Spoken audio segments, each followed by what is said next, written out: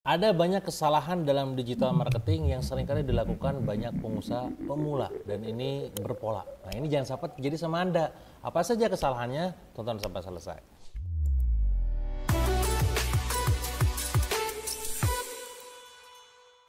Teman-teman, banyak banget pengusaha pemula yang mereka mulai terjun ke dunia digital marketing itu melakukan sebuah kesalahan yang berulang. Ya, jadi ke pola gitu ya. Udah tuh salah, diulangin lagi. Udah tuh salah, diulangin lagi dan seterusnya. Imbasnya apa? Pada marketing budget yang tidak efektif. Yang diharapkan katakanlah bisa naikin omset hingga berkali-kali lipat, yang Anda adalah boncos mastery.com gitu kan, alias rugi gitu ya. Ujung-ujungnya apa? Ujung-ujungnya nyalahin mentornya, ujung-ujungnya nyalahin trainingnya, ujung-ujungnya nyalahin gurunya. Ini yang jadi masalah ya. Nah, maka kawan-kawan semua Anda perlu sadar apa saja kesalahan fatal yang seringkali dilakukan sama kita-kita para pemain bisnis gitu ya, pebisnis yang seringkali dilakukan dalam digital marketing. Pertama, teman-teman, kita tidak punya strategi yang jelas. Bagaimanapun juga kawan-kawan semua, pada saat sebelum kita melakukan eksekusi, kita harus tahu dulu strateginya apa. Apa bedanya eksekusi dengan strategi? Eksekusi itu adalah apa yang dilakukan, sementara strategi adalah kenapa kita melakukan, kan begitu. Oh, strateginya adalah dengan cara melakukan A, B, C, D, E gitu kan. Nah, baru nanti didetailkan tuh teknisnya adalah eksekusinya A, B, C, D ini di breakdown menjadi X, Y, Z dan seterusnya gitu ya. Nah, ini harus clear. Tapi sebelum ngomongin teknis, kita harus tahu dulu before itu, sebelum itu, tahu nih alasan dibaliknya apa. Contoh misalkan, strateginya adalah relaunch. Relaunch adalah meluncing ulang produk yang sudah terbukti laris. Kenapa demikian? Karena kita meyakini belief sistemnya bahwa produk lama adalah produk baru untuk market baru. Produk lama adalah produk baru untuk market lama yang belum tersentuh. Itu strateginya. Dilakukanlah eksekusinya, dijadwalin lah tanggal sekian sampai tanggal sekian kita akan melakukan relaunch produk dengan cara apa, bikin kontennya ini, nanti flash sale-nya begini, live stream-nya begini dan seterusnya. Itu eksekusinya. Tapi banyak di antara kita sekarang sifatnya tuh kalau lagi bingung, lagi offset turun, langsung aja lah hajar, bikin live, bikin diskon, tanpa ada strategi yang jelas. Nah, makanya ambiar. Ya, laporan dari Co-Schedule, 65% bisnis dengan strategi tertulis memiliki peluang sukses 3 kali lebih besar dibandingkan yang tanpa strategi. Nah, ini menunjukkan bahwa ketika kita memiliki strategi akan membuat kita makin terarah eksekusinya, lebih jelas hasilnya, dan lebih cuan ujungnya pastinya ya. Bahkan Neil Patel pernah mengatakan juga buat tanpa strategi, digital marketing hanyalah aktivitas tanpa arah. Maka Anda perlu menghindari itu, dalam arti jangan sampai Anda gak punya strategi. Caranya gimana? Bikin tertulis. Bikin tertulis dalam Excel Anda mungkin, dalam mind map Anda, dalam Word Anda. Apa gimana ya caranya melakukan sebuah kenaikan omset 10 kali lipat. Strateginya melakukan growth hacking itu awareness, aktivasi, terus juga di bagiannya nanti retensi dan seterusnya misalkan. Nah, maka itu goalnya, objektifnya, lalu aktivitasnya apa, lalu hasilnya seperti apa. Nah, itu harus dibikin semua. Dan frameworknya harus smart. Smart itu apa aja Kang? Spesifik, measurable, achievable, relevan, dan time bound. Harus spesifik, angkanya berapa. Ya, misalkan konten marketing, berapa yang diposting. Measurable, terukur gak? Bisa kukur gak angkanya? Achievable, memungkinkan enggak atau ngawang-ngawang? Relevan gak dengan audiens sekarang? Ya, dengan algoritmanya, time bound, kapan waktunya? Oke, contoh di YouTube misalkan. Ketika saya sekarang main YouTube, ketika saya upload video ini ke teman-teman gitu ya, saya punya targetan tuh dalam sebulan upload 12 video. Ya, dalam arti dalam sepekan itu 3 video. Per minggu tuh selang-seling, Senin upload, Selasa enggak, Rabu upload, Kamis enggak, Jumat upload dan seterusnya, kan bisa dipahami ya. Dan itu achievable gak? Achievable, dan itu memungkinkan karena sudah terbukti gitu kan. Dan itu relevan gak? Relevannya lihat dari konteks dan juga kontennya.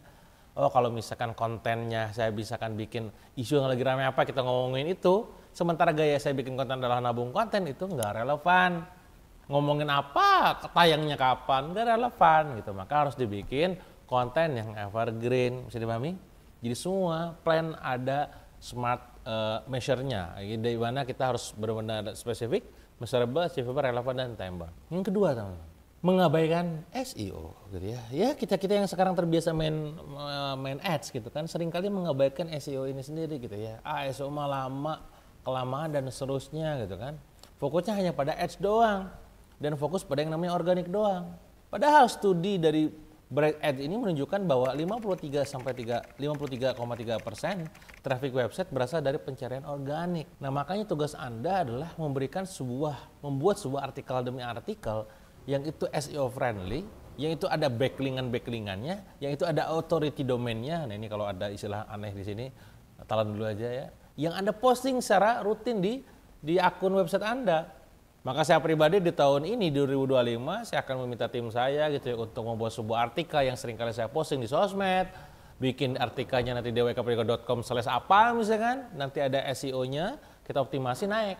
Sehingga orang lain berasa searching itu di kolom Google gitu kan, DWK Prayoga bisnis keluar berita tentang apa, DWK Prayoga copywriting keluar tips copywriting dari saya dan seterusnya. Itu akan sangat membantu banget. Jadikan ya hari ini adalah masa lalu Anda di masa depan. Nah, maka tugas Anda adalah membuat bibit-bibit benih-benih dari sekarang rutin, mungkin gak ngefek cepat, tapi 5 sampai 10 tahun lagi, itu efeknya ke Anda bakal luar biasa. Nah, tips dari saya supaya bisa nanti optimal dalam SEO-nya adalah Anda bisa gunakan tools berupa yang bernama Google Keyword Planner untuk bisa memaksimalkan meta description-nya, judulnya, kontennya untuk keperluan SEO. Karena bagaimanapun ini perlu ilmunya. Sekali lagi, Anda perlu belajar dulu untuk bisa menghasilkan. Termasuk dalam SEO ini, silakan Anda cari tahu tentang bagaimana cara bikin artikel atau penulisan yang bisa SEO friendly. Itu nomor 2. Nomor 3 adalah tidak menyesuaikan konten untuk platform. Bisa Anda ketahui sendiri dan sadari juga bahwa sekarang platform makin sini makin banyak ya. Setelah kemarin ada Facebook, muncullah yang namanya, sebelum awalnya bukan Facebook, Twitter, Facebook gitu ya. Muncullah Instagram, muncullah TikTok, muncullah YouTube, sekarang muncul Threads gitu kan. Makin kesini makin banyak. Nah, maka tugas kita adalah platformnya apa, kontennya apa. Setiap platform punya aliennya masing-masing. Setiap platform itu punya penghuninya masing-masing. Anda yang nonton YouTube saya, itu kemungkinan besar bisa jadi nggak nonton TikTok saya, benar nggak? Anda yang nonton ataupun baca Facebook saya, Anda nggak baca Instagram saya. Anda yang baca Instagram saya, Anda nggak lihat di Facebook saya, kan begitu.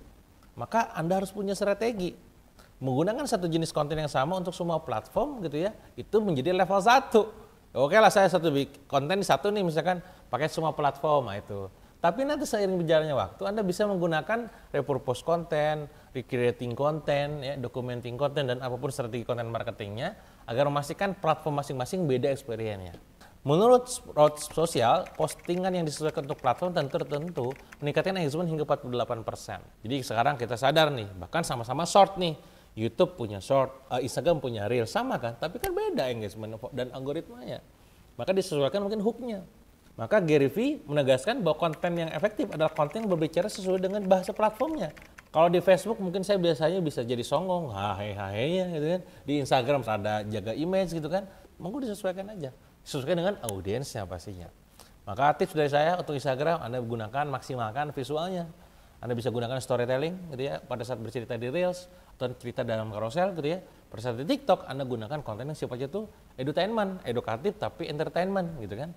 Drama-drama, intinya sifatnya itu berhibur lah ya. Karena orang berhubungan dengan drama tuh keponya luar biasa ya. Itu bakal naik banget. Itu silakan Anda gunakan. Yang keempat adalah tidak ngukur dan menganalisis hasilnya. Kebanyakan pada saat kita bikin konten, posting di sosmed, IG, di Facebook, di TikTok segala macam nggak pernah ngukur hasilnya gimana.